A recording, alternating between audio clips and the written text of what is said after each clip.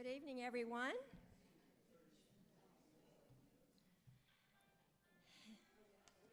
Yes, please turn off your cell phones.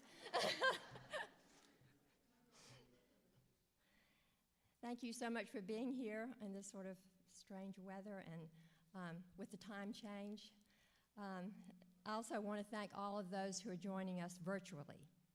We are very pleased to welcome Kate Lemay to St. Simon's, her first visit. Until recently, Dr. Lemay served as historian and curator at the Smithsonian's National Portrait Gallery. While there, she was the founding coordinating curator for the Smithsonian American Women's History Initiative. And in that position, she curated Votes for Women, A Portrait of Persistence, which is the basis of her lecture tonight.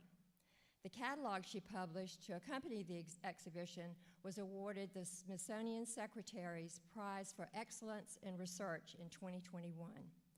While at the Portrait Gallery, Dr. Lemay also served as the lead historian for the transformation of the Portrait Gallery's signature exhibition, America's Presidents, and curated exhibitions such as Marlene Dietrich, Dressed for the Image, which sounded like it was very interesting to me, and the landmark exhibit 1898, U.S. Imperial Visions and Revisions. A native of Wilmington, Delaware, Dr. Lemay earned a dual Ph.D. in American Art History and American Studies from Indiana University, Bloomington, where she completed an M.A. in Art History.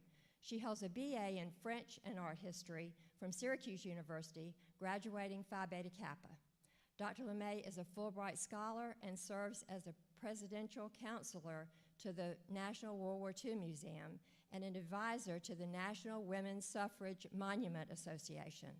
Just recently, Dr. Lemay became director of the U.S. Army Heritage and Education Center in Carlisle, Pennsylvania. As the Army War College's public facility for research, the center includes archives, a library, and a museum dedicated to the soldier experience in the U.S. Army.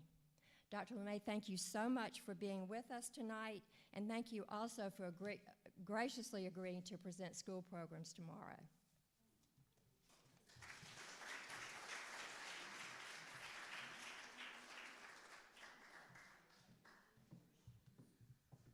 Good evening. Wow, this is what a lovely community and facility, and I want to thank Allison Dupuis for the invitation. She provided me donuts last night and a gift basket, and I just have never had a more warm welcome. So here's to Southern hospitality. I just want to make sure I'm keeping time. So you're looking at my title slide of this exhibition.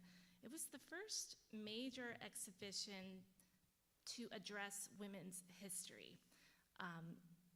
When I say major, what I mean is more than like 80 objects. And it was all women focused. And to think about United States history through the lens of women's biography really was a radical kind of thing to do, because no one's really ever done that. The Portrait Gallery, which I was fortunate to work for 9 years,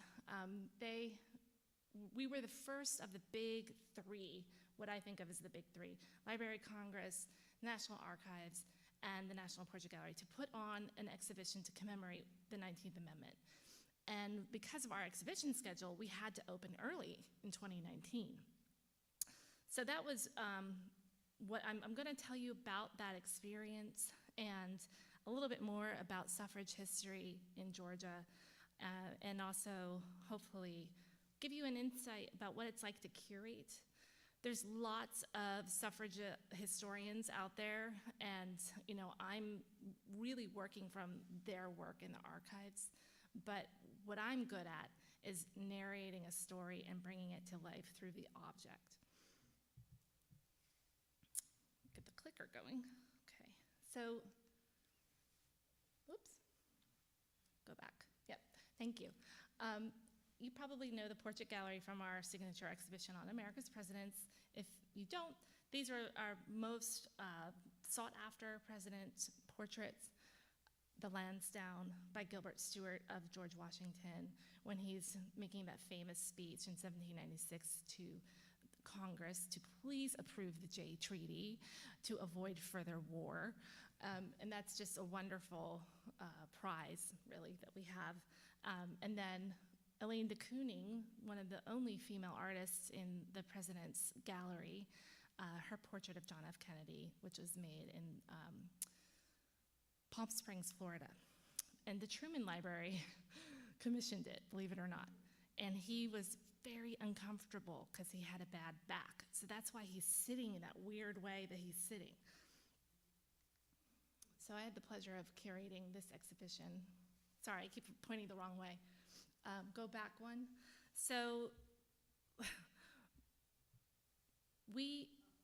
this was a moment for me. I'm going back to this exhibition that I curated on women's suffrage. And like I told you, it opened early. And so we had no idea kind of what reception it would get, but it got a lot of attention when Hillary Clinton came to the exhibition opening. So I just put that up there because that's kind of one of the surreal, weird life moments that happened to make it into the Washington Post. You know, it's just like, okay. And I wanted to, just say again that Portrait Gallery, if you looked at the really great blurb that was for tonight's talk, women's history really had it rough in 2020 because the big exhibitions closed about the centennial, about the 19th Amendment anniversary. So again, we didn't know it then, but this was the heyday. This was it. This was where we could really talk about women's history, and I'm just so grateful that I was at the nexus of that.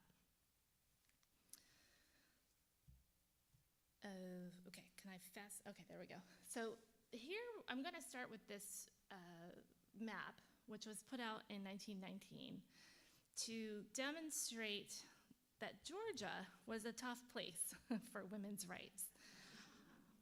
When women were organizing, they decided they were battling it out with strategy. Basically, do we do an amendment to the Constitution, or do we do a state-by-state battle? And for the longest time, suffragists were doing that state-by-state strategy. So that was what Elizabeth Cady Stanton and Susan B. Anthony had to do, because the amendment just wasn't going to happen.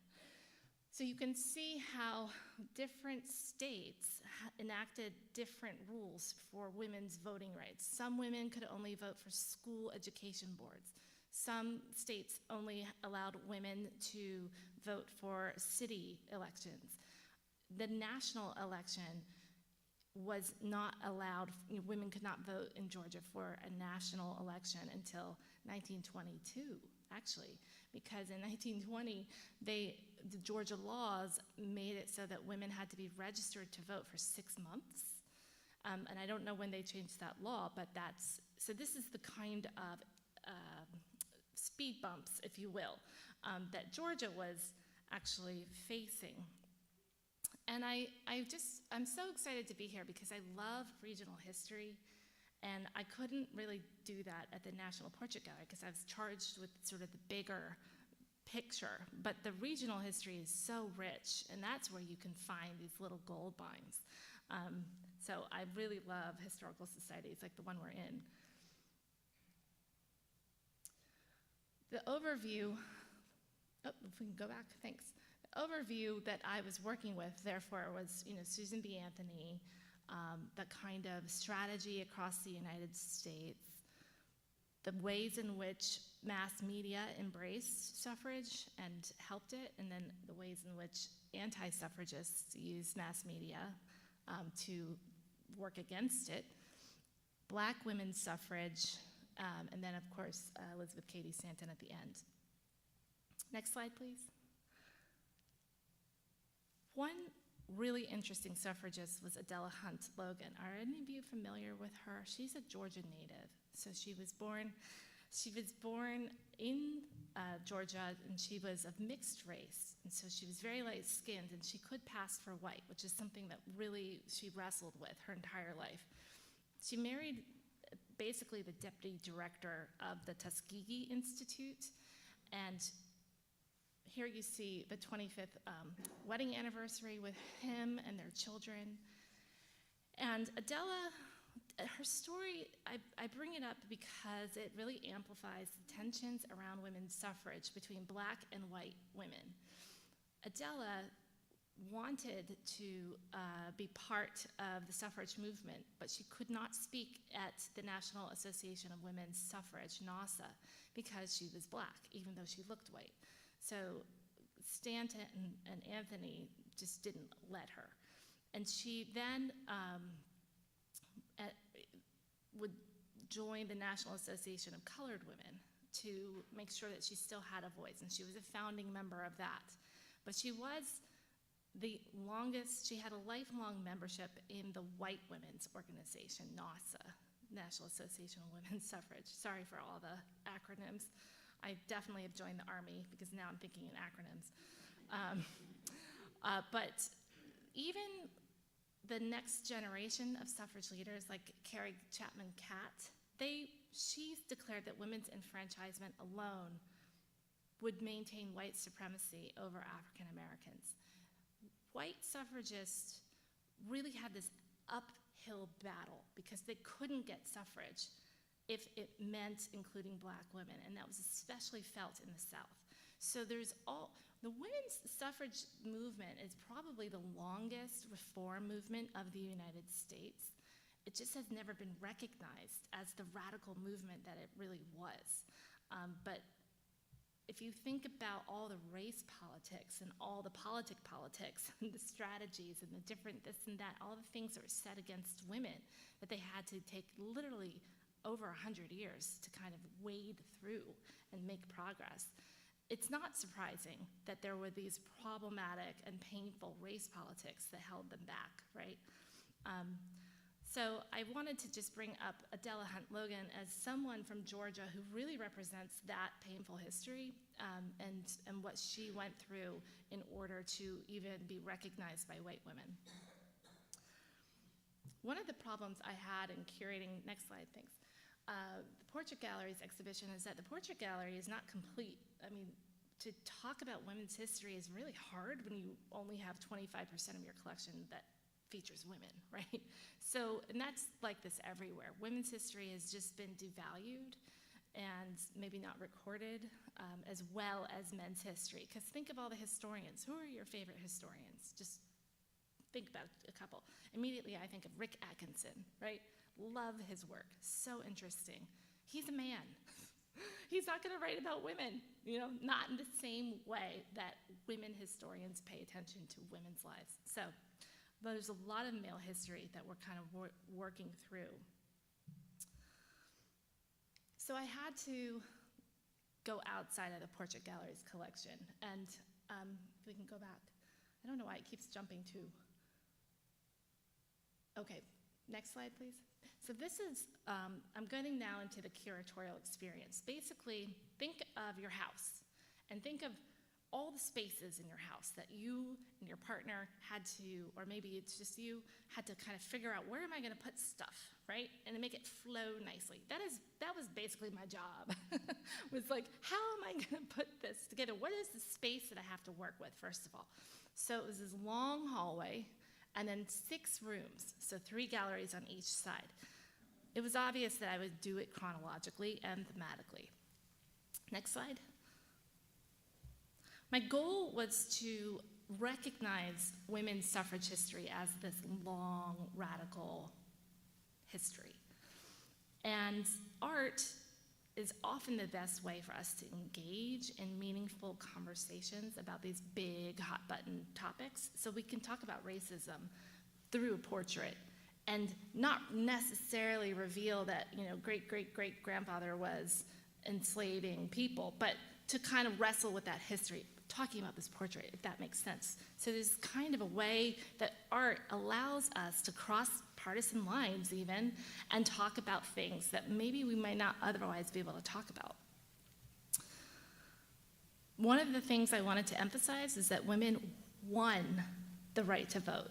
It was not granted to women. I hate that when they say the 19th Amendment granted women the right to vote. No, no, we won the right to vote. Let's not downplay what these women and men did, to change society.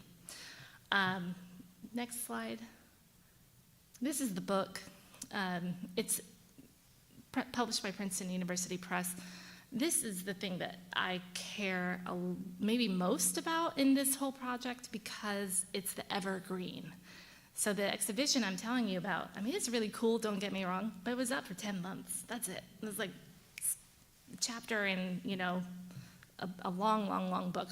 So this is really what was important, I think, from this whole project. I just wanted to mention that. Next slide. Radical Women was the first gallery that I organized. So of course you're starting with like Amelia Bloomer and the Grimke sisters. Those thought leaders in the 1830s specifically who were saying, hey, women need to have control over our bodies. Women should have the right to a bank account. Women should not give up their property if they, leave a marriage. These are really early writings that women were putting out there that was like banned. The Grimke sisters, Angela and Sarah Grimke, they were from South Carolina, by the way, and they were banned. Like they were actually exiled from their publications were banned, and then their hometown too. If you think about the abolitionist movement, am I not a man and a brother, right? Of that man who was on his knees with the chains being kind of shackling him. They did the same thing for Black women. Am I not a woman and a sister? So they were taking recipes from these other movements to incorporate into women's rights. That's how the suffragist movement started, was when people started to think about dress reform, about their rights not being totally the same, that they, to protect themselves during their lifetimes. And then you have their two big brains, Anthony and Stanton, who start to create the movement and start to get it going. Harriet Tubman, unsung hero of the Civil War, was a suffragist too. And she created her own carte de visites, so she sat for her own portrait and sold them in order to, when she was lecturing, pay for her own housing out of private quarters because hotels would not shelter her.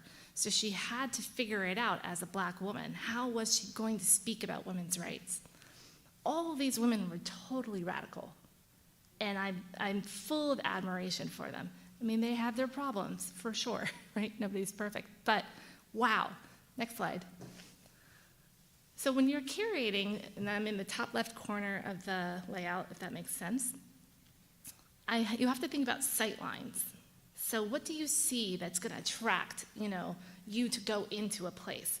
I thought Lily Martin Spencer's painting would be the best sight line because it's pretty interesting. Next slide. So you can see how it's the sight line, and then you've got this group of women and children. Well, it's a group of children and two women. Next slide. And I love how this little girl is banging the drum. She's totally terrorizing her mother, who's trying to read. And the cat is, kind of out of control. Like, there's just a lot going on here. Do you know what the little girl is wearing on her head? It's actually a kepi hat from the Union Army, but right time, exactly. I know, it's kepi is, and we were able to identify it, but now I'm forgetting which regiment it was, but it was definitely Union. Next slide. Look at this woman. Does she look happy? No. And she's probably, the hired servant. And the next slide, here's the mother. She's so, this is great. She's so interested in what she's reading, Great Victory, Vicksburg. The baby is like, do you hold your baby like this or like this? So Lily Martin Spencer, the artist, was really funny. She was having a bit of a laugh, but she was also making a political point. Who's missing from this painting? The men. There are no men.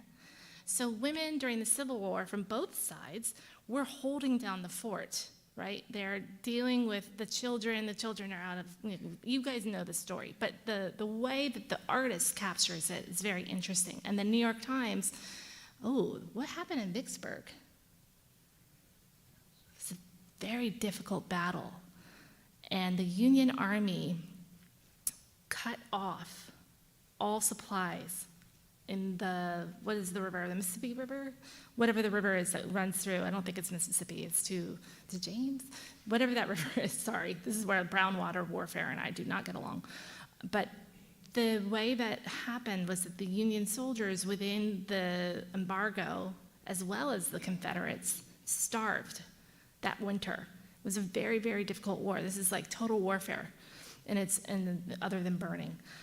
So she's reading about this, but who knows what these women's partners endured for this victory, right? There's all sorts of layers to this painting. It's about the Civil War, but it's about women's experience. And that all kind of gets wrapped into the suffrage movement, believe it or not. Next slide. In 1868, the 14th Amendment is passed. And that's, if you are born in the United States, you are automatically a citizen, right? That's that one. Then the 15th Amendment is proposed in 1869, and then ratified in 1870. And this is Thomas Nast, who is known for his caricatures. He does not usually make people look nice. He's usually, being scornful. Think of Tammany Hall. He's really well known for bringing down corruption. But here, he's kind of playing with a new reality.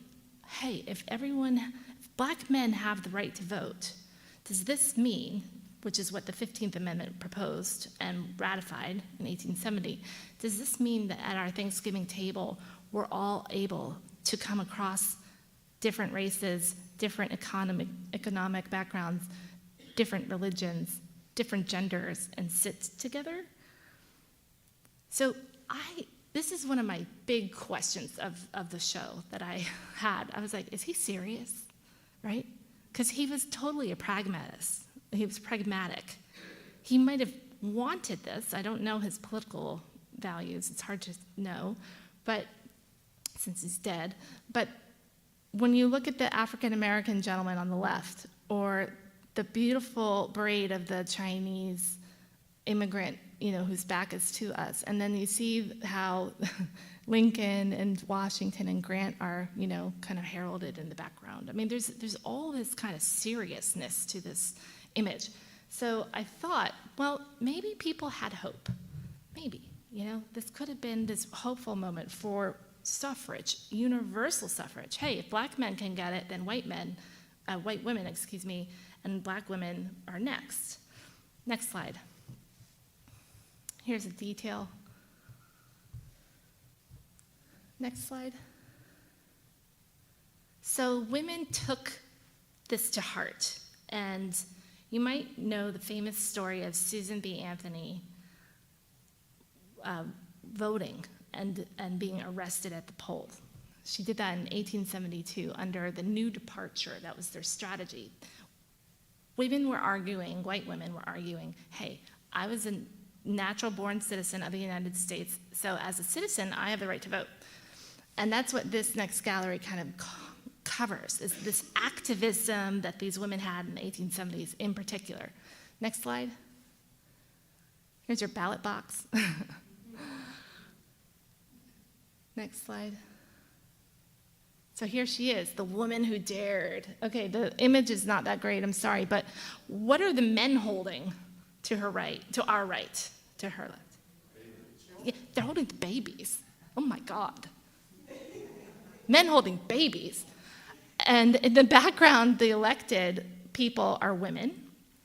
And what gender is the police person? Women. So this is definitely not a positive image for suffragists, right? Because it's saying, like, if women reverse roles and are involved in dirty politics, the ways of the world that as we know it, the constructions of our society are going to be reversed. So this is kind of typical anti-suffrage stuff that people would see. And the new departure, that movement I just talked about, where these women would be such activists, it suddenly kind of goes awry. It starts to swing, there's all this hope. And then all of a sudden, oh gosh, maybe we were too hopeful because reality hits. Next slide. I did want to mention, this is actually awesome. I love this image because it's about temperance. Women's suffrage was gaining momentum, even though there was this sort of mockery of the suffragists. On the other hand, it was gaining momentum because in the 1870s, the temperance movement backs the suffrage movement. And the temperance movement was very well networked and had chapters established all across the United States. Do you guys know what that was, the temperance? Yeah, so it's super interesting. Like the temperance movement, there was a medal that they would have, like speech contests, oratorical contests, and women could enter into them. It was one way for women to shine in a society that really endeavored to kind of hold them back. So temperance is great. I mean, you can kind of see how they viewed themselves. And also, from the next slide, I think I left Victoria Woodhull out of this, unfortunately. It's in my lecture for the kids tomorrow. But the ways in which temperance was reflecting the back realities, the realities of alcoholism, and the unfortunate circumstances that women had if they were trapped in an alcoholic marriage. That was another thing that last image really spoke to. The next part of time was when we're thinking about the new women. So this is when the women are their bicycles and they're getting around, right? So the new departure doesn't go very far, unfortunately. Susan B. Anthony is arrested. She never pays the fee, and she wanted the judge to throw her into jail because then she could appeal. And through the judicial system, change the law. But the anti-suffragists were onto her. And the whole movement, it wasn't just her. So unfortunately, you get into sort of the so-called doldrums.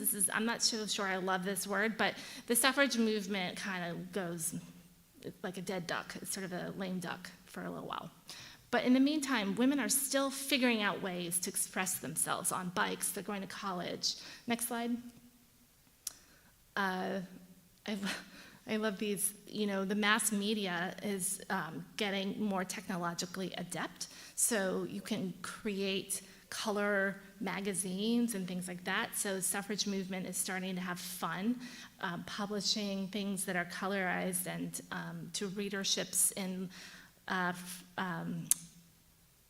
Frank Leslie's Weekly.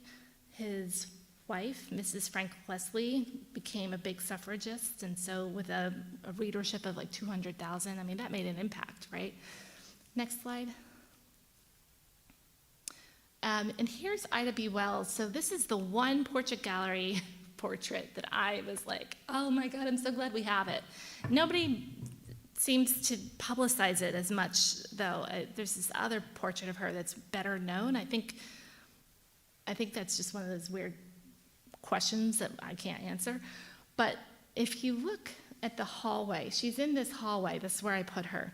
And I wanted to talk to you about why I worked with photographs and not big, beautiful paintings. We have big, beautiful paintings of Susan B. Anthony and Elizabeth Cady Stanton. Do we have big, beautiful paintings of Ida B. Wells? No. So the hierarchy of the object is the other thing I was thinking of when I was curating, because if you have your space, right, like you have your house, you're kind of figuring out the flow and sort of the themes and all that stuff, but if you put a tiny portrait of Ida next to this big portrait of Elizabeth, who's going to look more important? Yeah.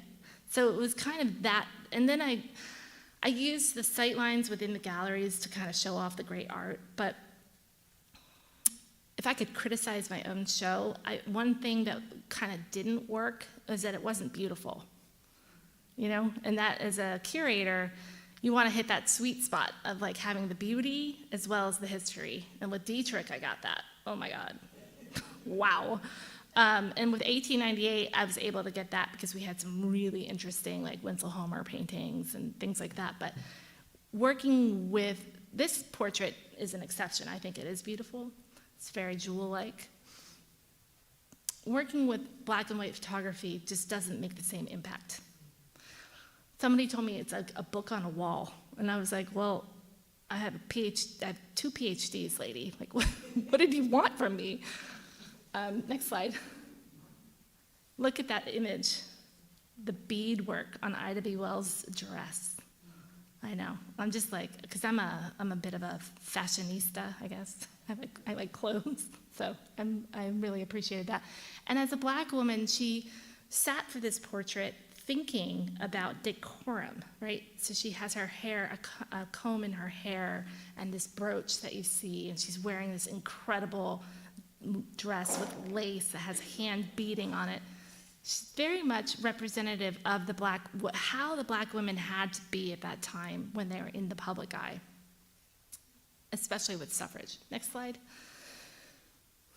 And here you can see how she looked on the wall. Again, size, right? They're all kind of small, but that's basically what I had to work with, especially with black women. So you have that's Frances Perkins on the left, the great temperance leader.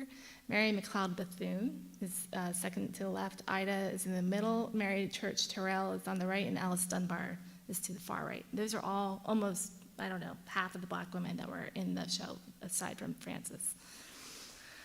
Next slide. Oh, compelling tactics. Are you guys aware of the suffrage march from 1913? You can see it on the top left. And it ended, so think about Pennsylvania Avenue going right down towards the Capitol. So they started at the Capitol, and then they ended at the Treasury Building, and they produced this pageant because nice, gentle women do not walk in parades. That is what, if you walk outside, you know, with other women, it's kind of like ladies of the night kind of thing, and that's the kind of bourgeois culture that these women were coming from with their, you know, parents and grandparents.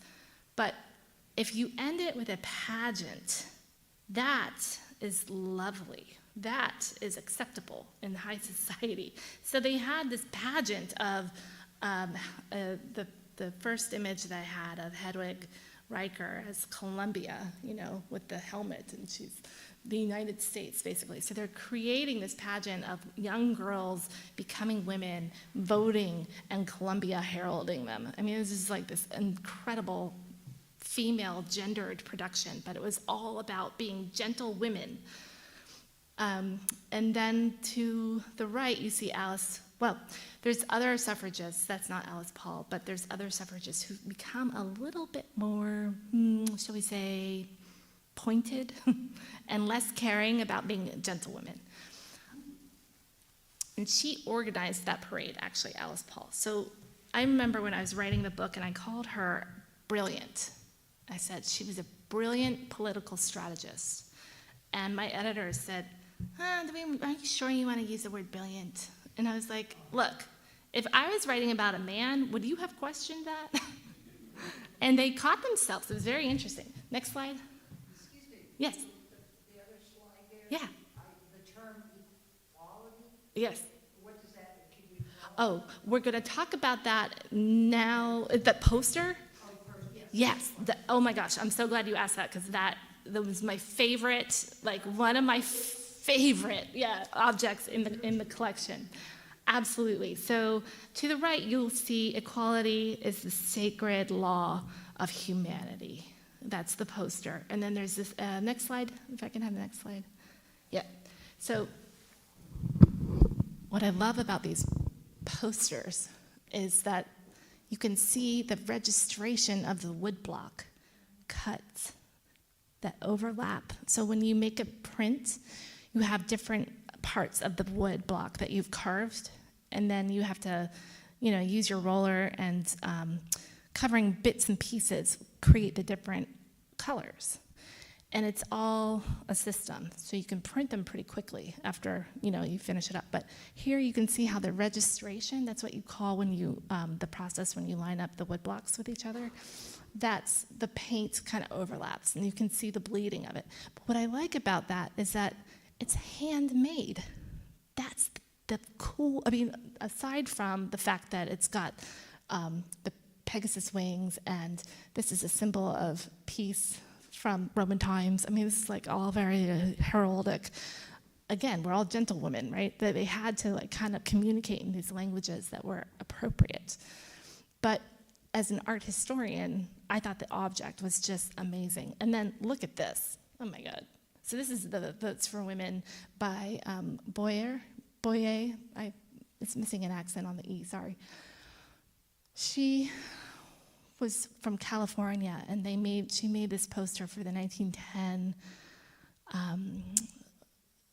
when the California was the referendum that they were voting on. And it didn't pass, but the fact that she's kind of standing in, if you can think about the Golden Gate Bridge, it's her head. It's just such a great poster. And I identified these, and Jane Kamensky, who's now the director of Monticello, but she was the director of the Schlesinger. She and I became friends. You just get to know all the people, all the players of the game, right? When you're curating this kind of show. And I said, Jane, your curators are not responding to me. I need these posters. There's no way that this show is going to work in that gallery about compelling tactics if I don't have some really cool posters. And she's like, I'm going to rattle the cages. So she went and rattled. I just picture her rattling cages. She didn't do that. But it was, those are the things that curating is sometimes really hard because you have to, as Mimi knows, you have to really do a lot of FaceTime diplomacy in order to win people over to your cause. I was kind of, used to calling people up from the Smithsonian and getting a direct response, but these people weren't doing that for me. You had a question? Do you think there was a strategy behind using the lowercase o? I don't know. What do you think? Probably it looks. Yeah. Yeah. Yeah. I never noticed that actually. Thank you. But anyways, Egbert Jacobson, if you think of Mad Men, does anyone know the 1950s company, the Container Corporation? You guys remember that? They were kind of a big deal advertising, and he was their lead advertiser. And he took time because his wife was really into the suffrage movement. Later in his life, he became their lead advertiser. But, early in his marriage, that's what he was working on. He was supporting his wife. So here's to the men, right? That is awesome. Next slide. One thing that I could not get was Ida B. Wells marching in the 1913 parade. In the 1950s, all the libraries threw out their newspapers. Yeah, I know. So they were on microfilm or microfiche. I'm trying to remember which format. Fiche. They were on microfiche, and that is what I had to use as the base of this image because no one had the real thing anymore that I could find. This is another problem with Black women's history. sometimes the record of it, of the archives, are not known, or people haven't done their cataloging, or, it's just been less well tended to. And I had long conversations with a scholar named Martha Jones about the problems, I was encountering, and she was just tough. She was like, "Get over it, Kate. you gotta get that history in there." So I bring it in formats like this, but I couldn't put that in a fine art exhibition, right? So that was tough. Next slide. The militancy in the suffrage movement you probably have heard about. This is when the suffragists were picketing. So this is towards the end of the movement when Alice Paul had taken over. Stanton and Anthony had died, and Alice Paul was totally brilliant, like I said before, a brilliant strategist. So she organized these women to picket, and they would stand on the hot bricks, and they were all in their beautiful fur jackets and coats and, just dressed to the nines. You should see some of these photographs. They're just really, really beautiful. I like that woman in the middle because she's kind of smiling at the camera. But this drawing on the left is very much what happened. They were attacked by men who did not like that they were out in the public. So next slide, you can see how scary that must have been, frankly, to see men, mostly men. There's one or two women on the fringes, but I really don't see that many women in this crowd. And they've surrounded the suffragists who are backed up against the gate of the White House, the fence. Next slide. I mean, they were asking for it, kind of, right? They were literally burning effigies of Wilson and burning his words. And I mean, they were not genteel as their predecessors were. They were not gentle women. But I really like that phrase, take the beam out of your own eye. Like, I have no idea what that means, but okay, yeah. Like, I get the message. Next slide. Here you see the police, wresting out of a suffragist's hands one of the banners. And then, they purposely got arrested. That was part of the strategy. And then they went on their hunger strikes. So Lucy Burns and Alice Paul. And that was a tough part of the movement. I think that was really awful because they were force-fed, which is painful. Next slide. And finally, my last gallery was about the 19th Amendment and its legacy. So I was thinking more about women, and I have some notes just to make sure I don't cite the wrong date. Native American women, like Zikala on the far left, she was educated in the Carlisle Industrial Indian Boarding School, which we know was a painful moment for many children of Native Americans. And after that boarding school experience, she was assimilated, and she was able to work for the rights of Native Americans within the federal government. And so assimilated is probably the wrong word there, but she knew she was a bridge. She could kind of talk to the federal bureaucracy as well as indigenous communities. And she lobbied for citizenship, so she was part of that movement that was granting Native American citizenship in 1924. So could Native Americans vote in 1920? No. No, none of them could. So it wasn't until 24 that they could. Puerto Rican women were not granted full suffrage until 35. Obviously, African Americans and other people of color were impeded in their voting until the Civil Rights Act. So the voting struggles of suffrage continued, right, well into the 20th century. And I wanted to, if we go to the next slide, I think I have one more. That's the Puerto Rican suffragist, shoot, I'm totally forgetting her name for some reason, but she was the woman who brought snow to Puerto Rico on an airplane. Does anyone know that story? I'll get her name and I'll tell you. And then Fannie Lou Hamer is on the far right. Patsy Mink is also pictured. I mean, I wanted to just give a nod to the women of color who definitely had additional struggles after 1920. Next slide. And Hamer was from Mississippi. And I was thinking about putting this portrait on the cover, the back cover of my book, but I went with a more sort of dignified portrait of Mary McLeod Bethune. This is a very strong picture, really. Next slide. So back to this beginning slide. How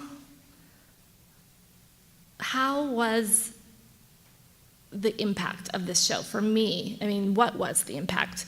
Really, the lesson learned for me was I needed to tell women's history through kind of outside the box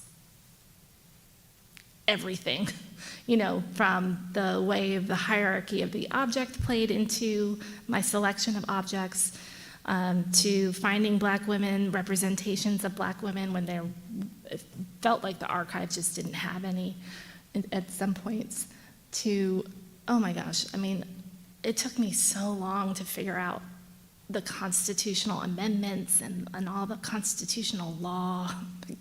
Women's history is basically go to a law school and you'll learn women's history. It's one way to learn it because of all the different laws that women have had to change.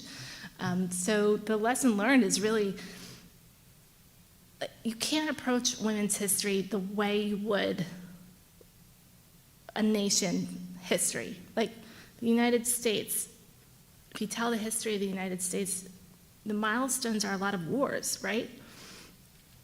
World War I, World War II, Spanish-American War, Vietnam. I mean, there's a lot of different wars that we can think about. But for women, especially in those early eras, that doesn't satisfy because they didn't participate as much.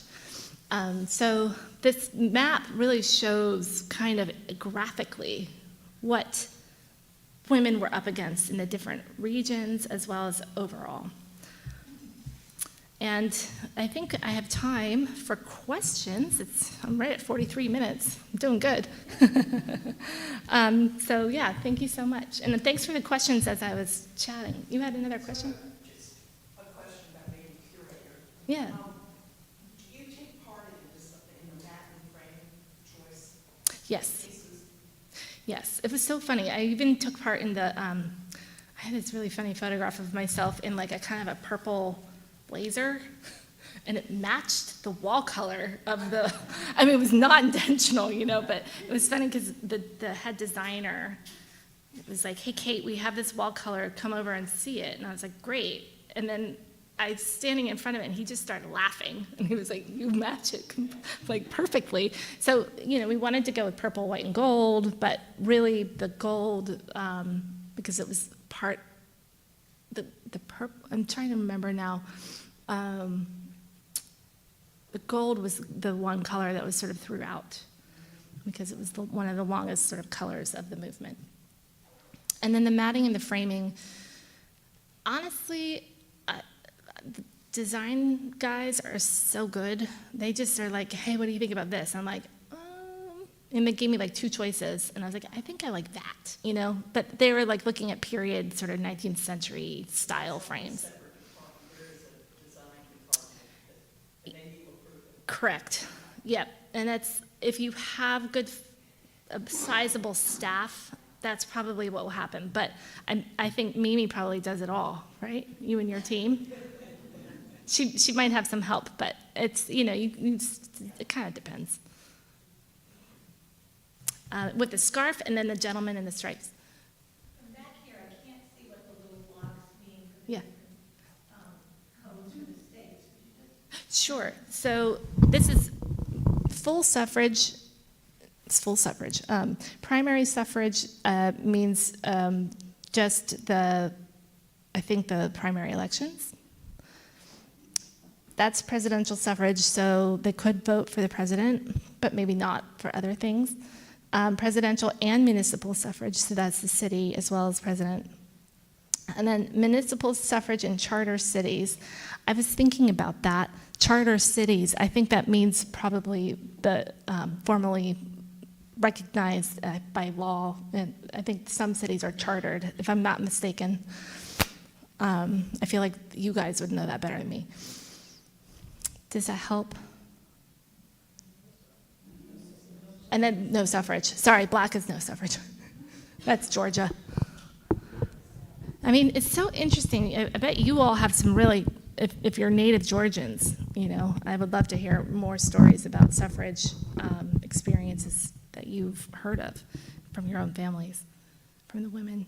Sir, in the stripes. Yeah, just one of the biggest things to promote women's suffrage, women's equality, was prohibition.